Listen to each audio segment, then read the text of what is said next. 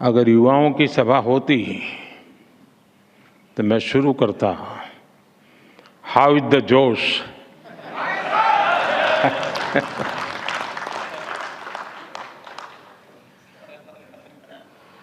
लेकिन लगता है ये भी सही जगह है।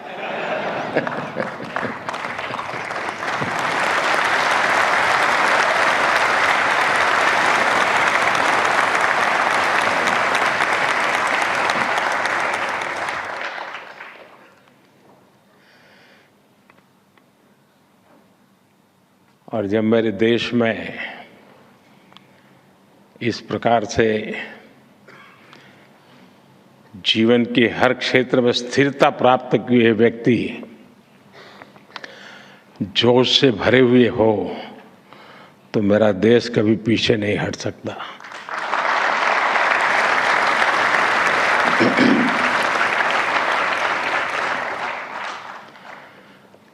आपने मुझे इस कार्यक्रम में निमंत्रित किया। मैं CII का हृदय से आभार व्यक्त करता हूं। मुझे याद है पैंडेमिक के समय आप और हम चर्चा कर रहे थे। आप में से भी बहुत लोगों को याद होगा। और चर्चा के केंद्र में विषय रहता था गेटिंग ग्रोथ बैक। उसी के इर्द गिर्द हमारी चर्चा रहती थी। और तब मैंने आपसे कहा था कि भारत बहुत ही जल्द विकास के पथ पर दौड़ेगा। और आज भारत किस ऊंचाई पर है। आज भारत 8% की रफ्तार से ग्रो कर रहा है।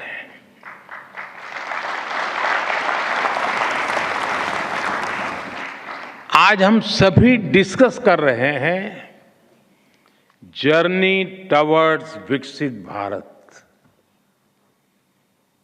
ये बदलाव सिर्फ सेंटिमेंट्स का नहीं है। ये बदलाव कॉन्फिडेंस का है। आज भारत दुनिया की 5वीं सबसे बड़ी आर्थिक ताकत है। और वो दिन दूर नहीं जब भारत दुनिया की 3री सबसे बड़ी इकोनॉमी पावर बन जाएगा।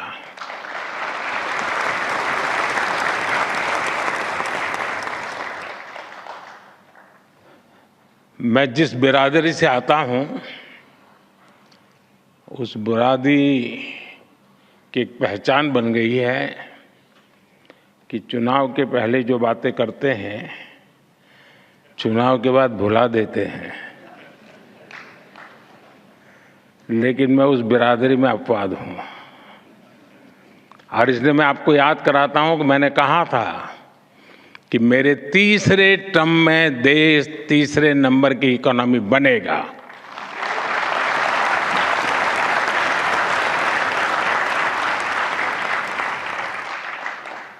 भारत बहुत सधे हुए कदमों से लगातार आगे बढ़ रहा है। साथियों, जब 2014 में आप सब ने हमें देश की सेवा करने का अवसर दिया, 14 में जब हमारी सरकार बनी तो सबसे बड़ा प्रश्न यही था कि इकोनॉमी को वापस पटरी पर कैसे लाएं। 2014 के पहले की फ्रेजाइल 5 वाली स्थिति और लाखों करोड़ के घोटालों के बारे में यहां हर किसी को पता है। हमारी इकोनॉमी की क्या स्थिति थी, इसकी बारीकियां सरकार ने व्हाइट पेपर जारी करके देश के सामने रखी है।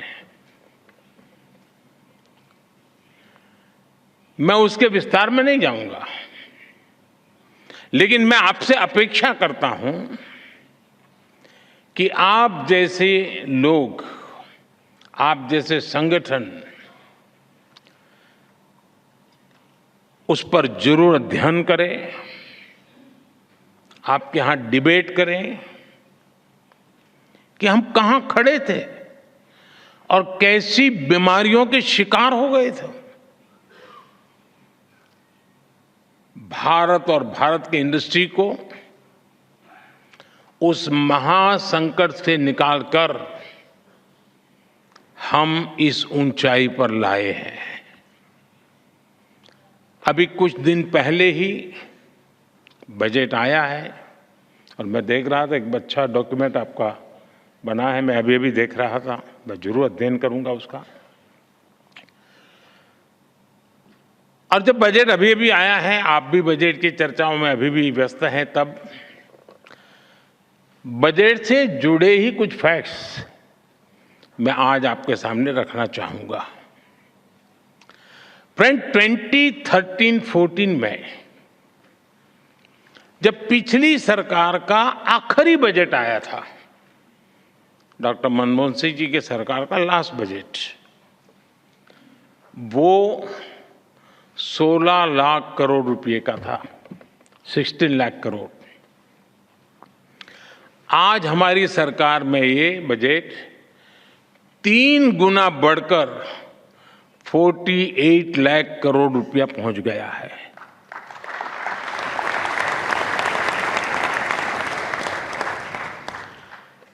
कैपिटल एक्सपेंडिचर, जिसे रिसोर्स इन्वेस्टमेंट का सबसे बड़ा प्रोडक्टिव माध्यम कहा जाता है, और उसका आंकड़ा बहुत ही इंटरेस्टिंग है। 2004 जब अटल जी की सरकार गई, 2004 में यूपीए सरकार की शुरुआत हुई और यूपीए सरकार के पहले बजट में कैपिटल एक्सपेंडिचर करीब 90,000 करोड़ रुपए था, 90,000 करोड़ रुपीस। 10 साल सरकार चलाने के बाद, यानी 2014 में यूपीए सरकार का 10वां वर्ष था, अपने कैपिटल एक्सपेंडिचर का बजट 2 लाख करोड़ रुपए, 2 लाख करोड़ रुपए तक पहुंचा पाई थी, यानी 90,000 से 2 लाख करोड़। और आज कैपेक्स 11 लाख करोड़ रुपए से भी ज्यादा है।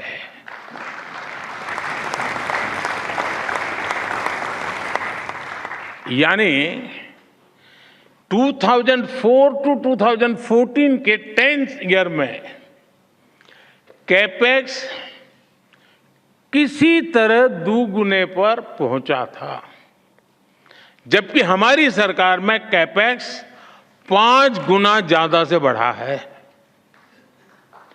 और आप अलग अलग सेक्टर्स को देखेंगे तो भी आपको सटीक अंदाजा मिलेगा कि आज भारत किस तरह हर सेक्टर की इकोनॉमी पर फोकस कर रहा है।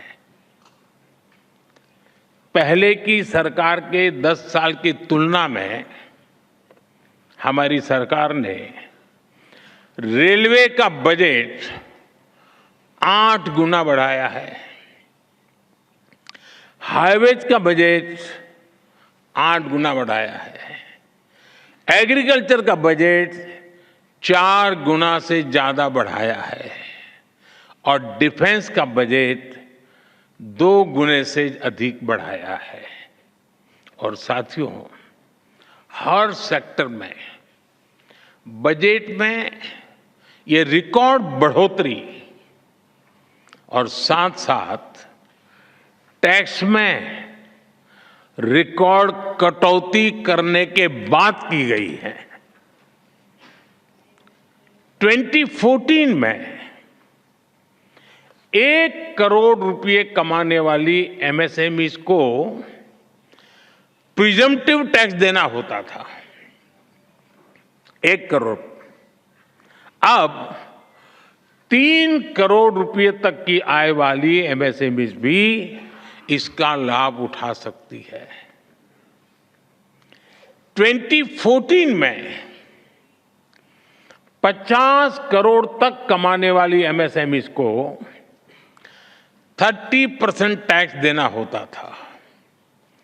आज ये रेट 22% है। 2014 में कंपनियां 30% कॉर्पोरेट टैक्स देती थी। आज 400 करोड़ रुपए तक की आय वाली कंपनियों के लिए रेट 25% है। और फ्रेंड्स, बात सिर्फ बजट एलोकेशन बढ़ाने या टैक्स कम करने की नहीं है, बात गुड गवर्नेंस की भी है।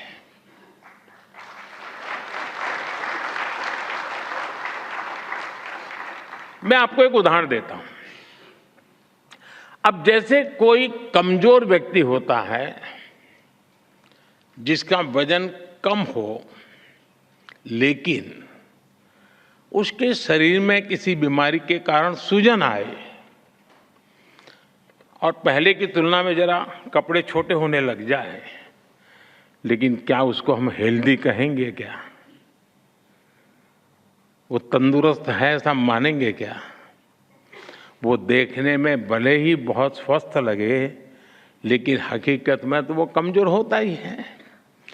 2014 से पहले के बजट का भी ऐसा ही हाल था। तब बजट में बड़ी बड़ी घोषणाएं इसलिए की जाती थी कि दिखाया जा सके कि अर्थव्यवस्था की सेहत अच्छी है। लेकिन सच्चाई ये थी कि बजट में जो घोषणाएं होती थी वो भी जमीन पर पूरी तरह नहीं उतर पाती थी। ये लोग इंफ्रास्ट्रक्चर के लिए तय की गई राशि को भी पूरी तरह खर्च नहीं कर पाते थे। जब घोषित करते थे तो हेडलाइन लेते थे,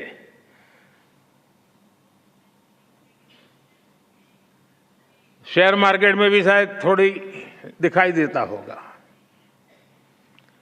योजनाओं को तय समय पर पूरा करने पर भी पहले की सरकारों का कोई जोर नहीं था। हमने 10 वर्षों में इस स्थिति को बदला है। हमारी सरकार जिस स्पीड और स्केल इसके साथ इंफ्रास्ट्रक्चर का निर्माण कर रही है, आप सब उसके गवाह हैं। यह अभूतपूर्व है। साथियों, आज हम जिस दुनिया में रह रहे हैं वहां बहुत सारी अनिश्चितताओं से भरी हुई है। और ऐसी दुनिया में भारत जैसी ग्रोथ और स्टेबिलिटी होना एक्सेप्शन है। ऐसी अनिश्चितता के समय में भी भारत के फॉरेन एक्सचेंज रिजर्व्स में अच्छी खासी वृद्धि हुई है। आज जब सारे देश लो ग्रोथ या हाई इन्फ्लेशन से जूझ रहे हैं, उन परिस्थितियों में भारत हाई ग्रोथ और लो इन्फ्लेशन वाला इकलौता देश है। इतनी बड़ी महामारी के बावजूद भारत का फिस्कल प्रूडेंस पूरी दुनिया के लिए रोल मॉडल है। Global good and service export में भारत का कंट्रीब्यूशन लगातार बढ़ रहा है। ग्लोबल ग्रोथ में आज भारत का शेयर 16% हो गया है। और आप ध्यान दीजिए, भारत ने ये ग्रोथ तब हासिल करके दिखाई है जब पिछले 10 साल में इकोनॉमी को झटका देने वाले अनेक संकट आए। हमारे कार्यकाल में ये भी एक मुसीबत रही। 100 साल की सबसे बड़ी पैंडेमिक, दुनिया के अलग अलग देशों में युद्ध की स्थिति, भारत में बड़ी बड़ी प्राकृतिक आपदाएं, कभी साइक्लोन, कभी सूखा, कभी भूकंप। हमने हर संकट का मुकाबला किया, हर चुनौती का समाधान किया। अगर ये संकट न आते तो भारत जहां आज पहुंचा है उससे भी कहीं अधिक ऊंचाई पर होता। और ये मेरा विश्वास, मेरे अनुभव के आधार पर मैं कह रहा हूं।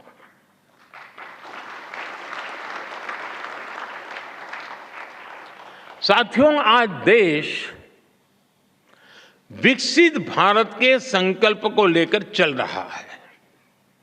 बीते 10 वर्षों में 25 करोड़ लोग गरीबी से बाहर निकले हैं।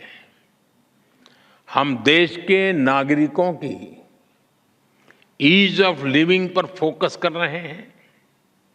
हम देश के नागरिकों की क्वालिटी ऑफ लाइफ पर फोकस कर रहे हैं। साथियों, इंडस्ट्री 4.0 को ध्यान में रखते हुए हमारा बहुत अधिक फोकस स्किल डेवलपमेंट और एम्प्लॉयमेंट पर हमने केंद्रित किया है। आज देश के युवाओं में एक मिजाज बना है कि अपने दम पर कुछ करके दिखाना है।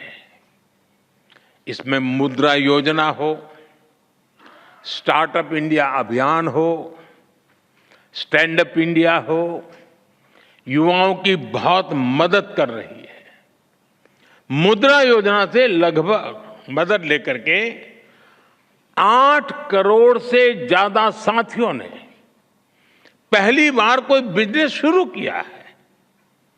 देश में आज करीब 1,40,000 स्टार्टअप्स हैं और इनमें लाखों युवा काम कर रहे हैं, नए नए साहस कर रहे हैं।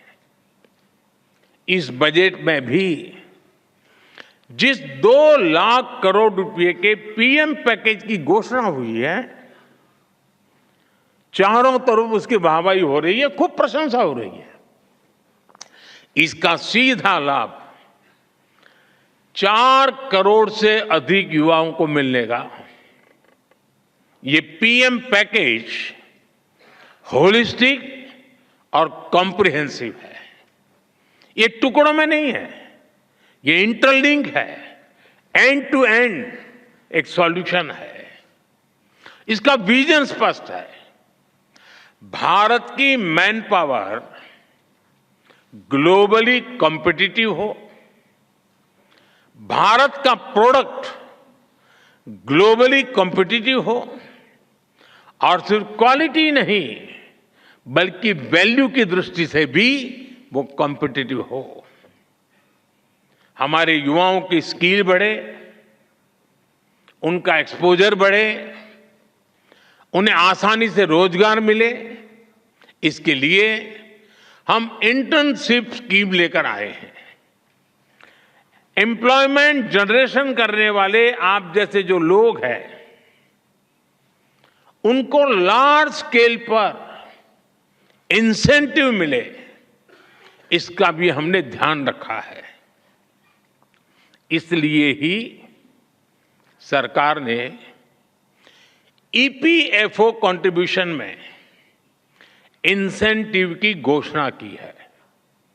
साथियों, हमारी सरकार का इंटेंट और कमिटमेंट एकदम साफ है। हमारे डायरेक्शन में कोई डायवर्जन नहीं है। चाहे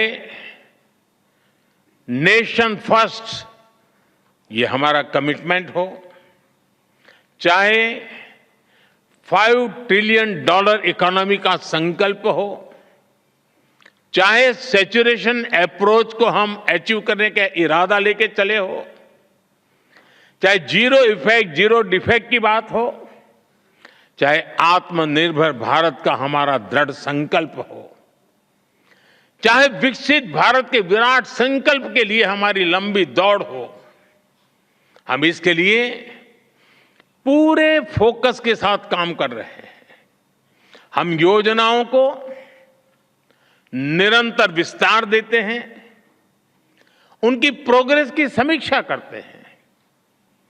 आप सरकार की अप्रोच, विकास के प्रति हमारे कमिटमेंट को भली भांति जानते हैं।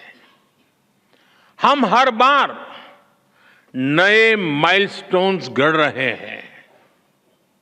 इसलिए इंडस्ट्री से भी मेरी यही अपेक्षा है कि वो सरकार के साथ कंधे से कंधा मिलाकर विकसित भारत के सपनों को साकार करने के लिए सरकार के साथ स्पर्धा करे, सरकार को भी पीछे रख देकर जीत हासिल करे। ये मेरी आपसे अपेक्षा है जी।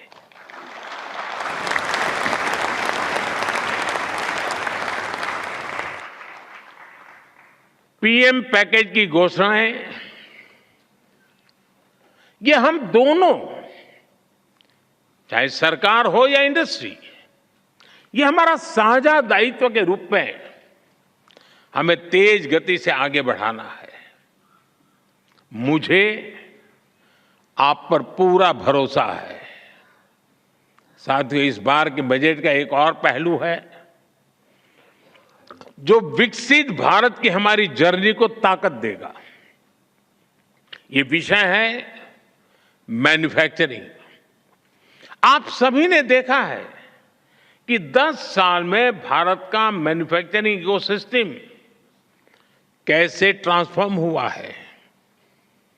हमने मेक इन इंडिया जैसा महत्वाकांक्षी अभियान शुरू किया। हमने अनेक सेक्टर्स में एफडीआई नियमों को सरल किया। हमने मल्टी मॉडल लॉजिस्टिक पार्क बनाए। 14 सेक्टर्स के लिए पीएलआई स्कीम्स लॉन्च की। ऐसे निर्णयों ने मैन्युफैक्चरिंग सेक्टर का आत्मविश्वास नई ऊंचाई पर पहुंचाया है। अब इस बजट में देश के 100 बड़े शहरों के पास investment ready plug and play industrial park बनाने की घोषणा हुई है।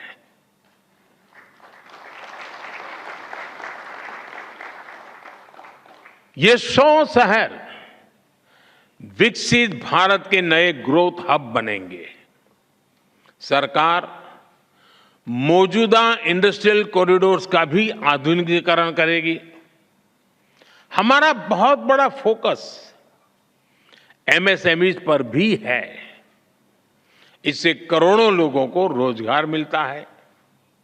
सरकार ने एमएसएमई को सुविधाएं देने के साथ ही उनकी चुनौतियों को एड्रेस किया है। एमएसएमईज को जरूरी वर्किंग कैपिटल और क्रेडिट मिले, उनके कंप्लायंस बर्डन और टैक्सेस कम हो, उनकी मार्केट एक्सेस और संभावनाएं बेहतर हो,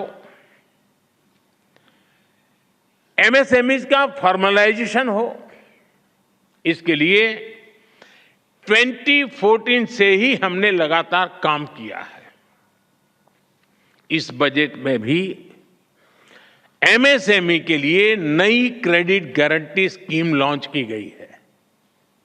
साथियों, जब बजट आता है तो उसके बाद अक्सर चर्चा कुछ प्रमुख बातों के इर्द गिर्द ही सिमट जाती है और ज्यादातर तत्कालीन चर्चा मीडिया ड्रिवन होती है और वो भी एजेंडा के तहत ड्रिवन होती है। जब शांत वातावरण होता है तब जाकर के स्थितियां की तरफ नजर गहराई से जाती है। कई बार संबंधित इंडस्ट्री या फिर एक्सपोर्ट्स वे भी थोड़ा बहुत उनका ध्यान जाता है, उसकी बात करते भी है, लेकिन बजट की ऐसी बातें मुझे लगता है कि हर क्षेत्र में बार बार दोहराना जरूरी है। माइक्रो लेवल पर भी उसका एनालिसिस जरूरी है। अब जैसे बजट में न्यूक्लियर पावर जनरेशन के लिए एलोकेशन बढ़ाया गया है। हम कृषि में भी डिजिटल पब्लिक इंफ्रास्ट्रक्चर बनाने जा रहे हैं। हम किसानों को जमीनों के नंबर देने के लिए भू आधार कार्ड भी देने जा रहे हैं।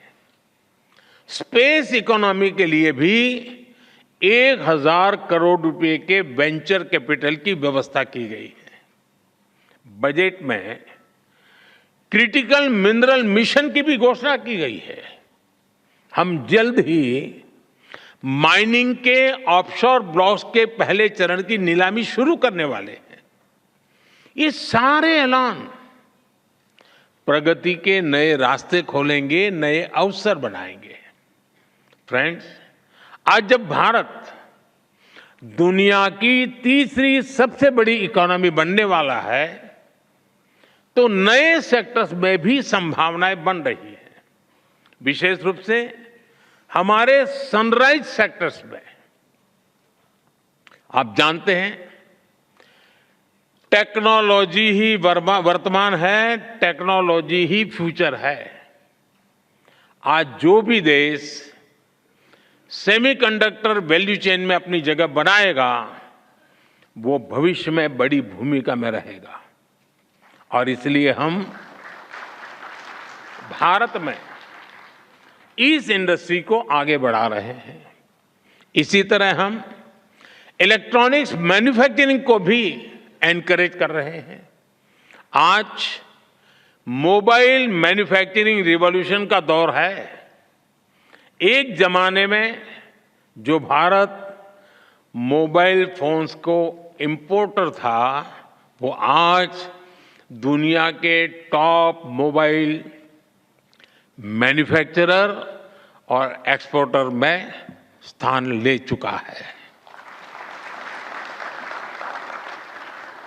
भारत में हमने ग्रीन जॉब सेक्टर के लिए एक बहुत बड़ा रोड मैप तैयार किया है। हम ग्रीन हाइड्रोजन, इलेक्ट्रिक व्हीकल्स, ऐसे अनेक सेक्टर्स को आगे बढ़ा रहे हैं। अब पीएम सूर्यघर योजना, ये इतनी बड़ी योजना है, इतने वेंडर्स की जरूरत है और सरकार एक एक घर को 75,000 रुपया देने वाली है। ये अपने एक बहुत बड़ा रिवॉल्यूशन होने वाला है। इस बजट में क्लीन एनर्जी के लिए उठाए गए कदमों की खूब चर्चा हो रही है। आज के दौर में एनर्जी सिक्योरिटी और एनर्जी ट्रांजिशन दोनों ही इकोनॉमी और इकोलॉजी के लिए इतने ही महत्वपूर्ण है।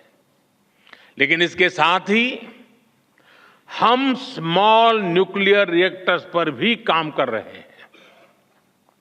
इससे न सिर्फ एनर्जी एक्सेस के रूप में इंडस्ट्री को लाभ होगा, बल्कि इस सेक्टर से जुड़ी पूरी सप्लाई चेन को भी बिजनेस की नई संभावनाएं मिलेगी। हमारी इंडस्ट्रीज और एंटरप्रेन्योर्स ने हमेशा देश के विकास के लिए अपनी प्रतिबद्धता दिखाई है। मुझे विश्वास है कि मैंने जिन भी सनराइज सेक्टर्स का जिक्र किया है उन सभी में आप भारत को ग्लोबल प्लेयर बनाने वाले हैं।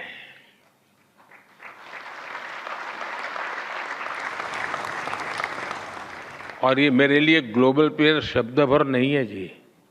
मैं साफ मानता हूं मेरा देश ग्लोबल प्लेयर बनेगा।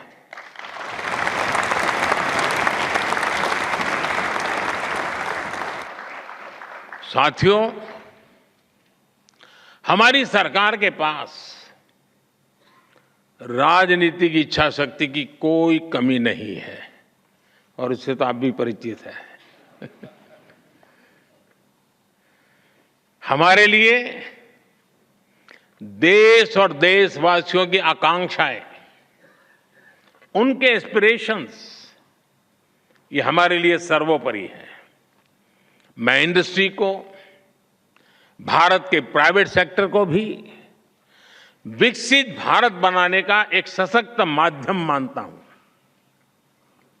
मैं आप जैसे साथियों को, वेल्थ क्रिएटर्स को भारत की ग्रोथ स्टोरी का प्रमुख ड्राइविंग फोर्स मानता हूं। और मैं लाल किले से भी गर्व के साथ इसका जिक्र करने में संकोच नहीं करता हूं। साथियों, पूरी दुनिया की नजर आज भारत पर है, आप सब पर है। आज भारत की नीति, भारत की निष्ठा, भारत का निश्चय, भारत के निर्णय और भारत में हो रहा निवेश पूरे विश्व की प्रगति का आधार बन रहा है। दुनिया भर के इन्वेस्टर्स यहां आने के लिए लालायित है। वर्ल्ड लीडर्स भारत को लेकर पॉजिटिविटी से भरे हुए हैं।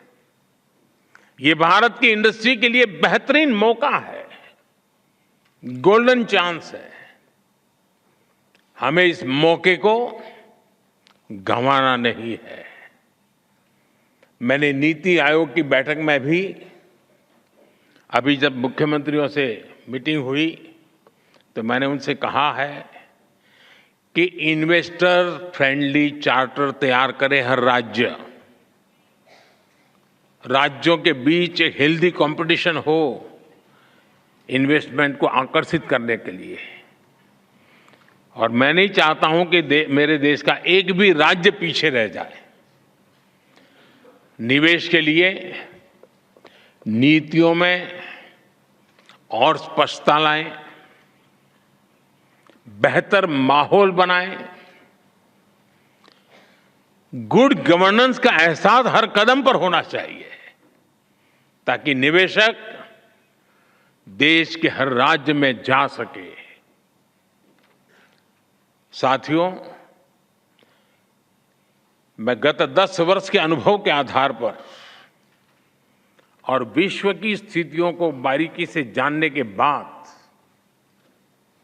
मैं पूरे विश्वास के साथ कहता हूं कि देश जब आजादी की शताब्दी मनाएगा, भारत की आजादी के जब 100 साल होंगे, वो शताब्दी हम विकसित भारत के रूप में मनाएंगे।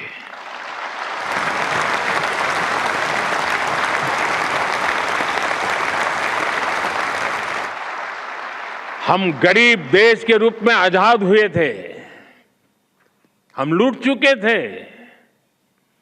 दुनिया में जो कोई भी लूटना चाहता था लूट रहा था, आखिरी मोमेंट तक लूटे गए थे। और फिर हमने हमारी यात्रा शुरू की थी। 100 साल के भीतर भीतर सारे अवरोधों को पार करते हुए, संकल्पों को चरितार्थ करते हुए शताब्दी विकसित भारत की मना करके ही रहेंगे।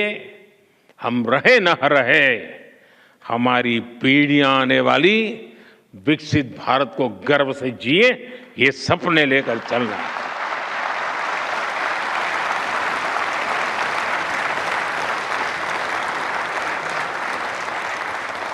आइए हम सब मिलकर आगे बढ़े, अपने भारत को विकसित बनाएं और इस संकल्प को सिद्धि पर ले जाने के लिए जीवन का अपने पास ईश्वर ने जो भी दिया है उसका उत्तम से उत्तम हम समाज को, देश को फिर से अर्पित करें। इसी एक भावना के साथ आप सभी को बहुत बहुत शुभकामनाएं, बहुत बहुत धन्यवाद।